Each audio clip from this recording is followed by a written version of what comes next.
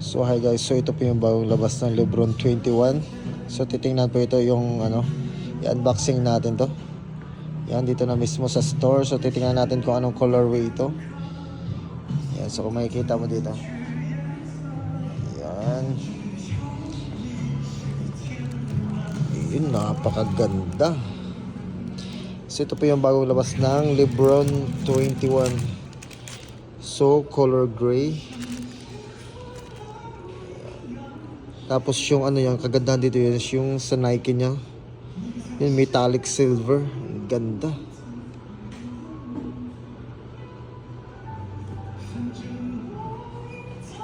Yan, so andyan po yung signature ni Lebron. Yan, so ang ganda ng niya guys. Oh. Ang ganda ng design at colorway niya. Yan, so bali dalawang colorway ito lumabas ngayon sa Lebron 21. So ito po yung lumabas ngayon dito sa Taiwan. So ito po yung nilaunch nila, yung color gray.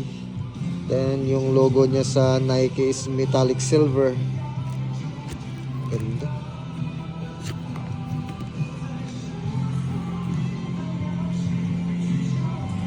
Yan, ang ganda ng dito sa yan, tas sa loob pala guys, nakalagay dito sa loob yung niya, yung 4th championship ring ni Lebron. Yan o, kung makikita nyo dyan sa loob. Yan, so napakaangas ito. Tapos dito sa likod din, andito yung yung 21. So air zoom. Napakaangas. Yan, so ito po yung niya, kung paano ginawa po itong yung Lebron 21.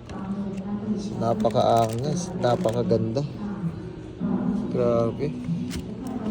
Yan ako, makikita nyo yan guys. Oh. So napakaganda. So ito talaga nagpapaano niya, oh, yung Nike logo niya na metallic silver. Napakaangas.